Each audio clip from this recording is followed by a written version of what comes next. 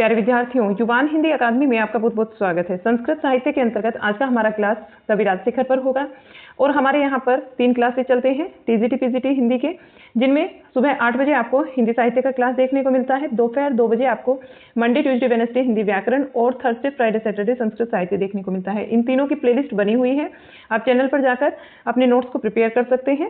सारी playlist sequence में है। चलिएगा फिर आज की क्लास को स्टार्ट करते हैं। कवि राजशेखर का जो जन्म माना जाता है या ये कब के माने जाते हैं, 10वीं शताब्दी के माने जाते हैं। राजशेखर महाराष्ट्र के यवार क्षत्रिय वंश में उत्पन्न हुए थे। इनके पिता आमत्य दुर्दुक या दुहिक थे और माता इनकी सीलवती। इनकी जो माता थी वो कौन थी? सीलवती थी। इनकी माता का नाम सीलवती था। पितामह यानी कि इनके जो दादा थे वो अकाल जलद थे। राजशेखर की पत्नी का नाम अवंती सुंदरी और राजशेखर जो हैं वो सैव थे। ये पॉइंट्स इनके विषय में आप ध्यान में रखेंगे, यहाँ से क्वेश्चन बनते हैं। ठीक है, राजशेखर महिपाल के आश्रित कवि थे। इनकी शैली गोड़ी शैली थी तथा राजशेखर कालिदास, हर्ष तथा भवभूति से प्रभावित थे। इनकी जो कृतियां हैं, राजशेखर की जो कृतियां हैं, इन्होंने 4 नाटक लिखे हैं। ठीक है, इन्होंने क्या लिखे हैं? 4 नाटक लिखे हैं। पहले नाटक इनका बाल रामायण जो कि 10 अंक का है। दूसरा नाटक है बाल भारत, ये 2 अंक का है और एक अपूर्ण रचना है। तीसरे नंबर पर आता है इनका विदशाला भंजिका, ये इनका 4 अंक का नाटक है। कर्पूर मंजरी, ये 4 अंक का है। और जो आपके कवि राजशेखर हैं, इनको जो प्रसिद्धि मिली है वो कर्पूर मंजरी के आधार पर ही मिली है। अब इनके जो ये नाटक हैं, इनको थोड़ा सा डिटेल में समझ लेते हैं। बाल रामायण 10 अंक का नाटक है। यह 10 अंकों का एक महान नाटक है। इसमें राम की कथा वर्णित है तथा रावण को एक प्रेमी के रूप में चित्रित किया गया है और उसके प्रति सहानुभूति इसमें प्रदर्शित की गई है। बाल रामायण का प्रत्येक अंक एक नाटिका के बराबर है। इसमें 741 पद्य हैं। सेकंड नंबर पर आता है बाल भारत। बाल भारत या इसको एक और अन्य नाम प्रचंड पांडव के नाम से भी जाना जाता है। यह 2 अंक का है और इसमें द्रौपदी स्वयंवर तथा द्रौपदी चीर हरण की घटना वर्णित है। यह एक अधूरी कृति है, इसे ध्यान में रखेंगे। पूछ लिया जा सकता है आपसे कवि राजशेखर का अधूरा नाटक कौन सा है, तो आप बताएंगे बाल भारत। नेक्स्ट है विशद भंजिका। विशद शाल भंजिका, ये 4 अंक का है और यह एक शास्त्रीय दृष्टि से एक नाटिका है। इसमें राजकीय प्रणय क्रीड़ा वर्णित है। नंबर 4 कर्पूर मंजरी। कर्पूर मंजरी यह 4 अंक का है और यह 4 अंकों का सट्टक नामक रूपक है। सट्टक की भाषा प्राकृत होती है। इसका कथानक राज परिवार की प्रणय क्रीड़ा से संबद्ध है। यह नाटक राजशेखर की प्रसिद्धि का कारण है। आप याद रखेंगे, आपसे क्वेश्चन बना हुआ भी है कि राजशेखर की प्रसिद्धि का कारण क्या है, आप बताएंगे कर्पूर मंजरी। तो यहाँ पर तो स्टार मार्क कर लीजिएगा।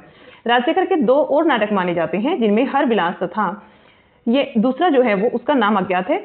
2 नाटक और माने जाते हैं, एक का नाम हर विलास है और दूसरा अज्ञात है, उसके नाम का अभी पता नहीं है।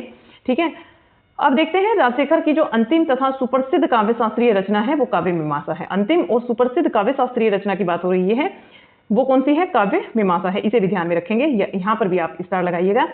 अब लास्ट में हम जो है इनसे संबंधित कुछ महत्वपूर्ण प्रश्न करेंगे जो कि प्रीवियस ईयर क्वेश्चन में प्रीवियस ईयर में आपके बने हुए हैं। ठीक है, ये क्वेश्चंस तो इनको करते हुए चलेंगे जैसे कि हम पहले से ही करते आ रहे हैं। कालिदास में भी हमने किया, भारवी और माघ में भी किया है। ठीक है, और भास में भी हमने किए हैं। तो आज हम राजशेखर के भी करते हैं। राजशेखर की निम्नलिखित रचनाओं में से कौन सी रचना अधूरी है? पीजीटी 2005 में ये क्वेश्चन बना था। आपको बताना है कि राजशेखर की कौन सी रचनाओं में से ये जो रचनाएं दी गई है इनमें से कौन सी रचना अधूरी है। आप आंसर क्या देंगे? अधूरी है बाल भारत। राइट आंसर हो जाएगा आपका बाल भारत, ये इनकी अधूरी रचना है। ठीक है, नेक्स्ट क्वेश्चन, क्वेश्चन नंबर 2, काव्य मीमांसा के रचनाकार कौन है?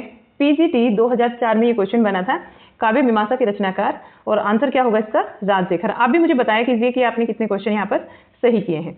नेक्स्ट, राजशेखर का कौन सा नाटक अपूर्ण है? अपूर्ण रचना पूछा जा रहा है। राजशेखर का कौन सा नाटक अपूर्ण है? तो क्या आंसर लगाएंगे हम? बाल भारत। आंसर हो जाएगा आपका बाल भारत। नेक्स्ट, रामायण नाटक में कितने अंक हैं? रामायण नाटक जो इनका है बाल रामायण नाटक में कितने अंक हैं? तो आंसर क्या होगा आपका? 10 अंक है। राइट आंसर हो जाएगा आपका 10 अंक। क्वेश्चन नंबर 5, राजशेखर की किस नाटक में द्रौपदी चीर हरण की घटना वर्णित है? और चारों ऑप्शन आपके सामने है। राइट आंसर क्या होगा आपका? यहाँ पर जो राइट आंसर होगा आपका वो होगा कि यहाँ बाल भारत में ये द्रौपदी चीर हरण की और द्रौपदी स्वयंवर की कथा को वर्णित किया गया है। क्वेश्चन नंबर 6, इनमें से किस नाटक में रामायण की कथा का वर्णन है? रामायण की कथा किसमें होगी? रामायण में तो खुद ही अपना नाम आ गया कि बाल रामायण में रामायण की जो कथा है वो वर्णित होगी बाल रामायण में। नेक्स्ट क्वेश्चन है क्वेश्चन नंबर 7, राजशेखर ने नाटक लिखे हैं। आपको बताना है कि राजशेखर ने कितने नाटक लिखे हैं। राइट आंसर क्या होगा? 4 नाटक लिखे हैं। Next question, question number 8, Rajshekhar की काव्यशास्त्रीय रचना है। जो काव्यशास्त्रीय रचना है इसकी वो कौन सी है? काव्य मीमांसा। क्या है? काव्य मीमांसा। राइट आंसर होगा आपका ऑप्शन नंबर बी। और कल भी मैंने आपसे एक क्वेश्चन पूछा था, कल वाले क्लास में क्वेश्चन था निम्नलिखित में से किस एक कृति को भास ने नहीं लिखा है, या कौन सी एक कृति भास के द्वारा रचित नहीं है। कल वाले क्लास में ये क्वेश्चन था जो आपको होमवर्क के लिए दिया गया था। ऑप्शन थे आपके प्रतिमान नाटक, स्वपनवास दत्तम, प्रतिज्ञा योगंधरायणम और महाभाष्यम। तो महाभाष्यम जो कृति है वो भास के द्वारा रचित नहीं है। बाकी जो तीनों नाटक हैं प्रतिज्ञा योगंधरायणम, प्रतिमान नाटकम और स्वपनवास दत्तम, ये भास के द्वारा रचित नाटक है। कंटेंट कैसा लगा जरूर बताइएगा, कमेंट बॉक्स में जरूर लिखिएगा अपनी राय।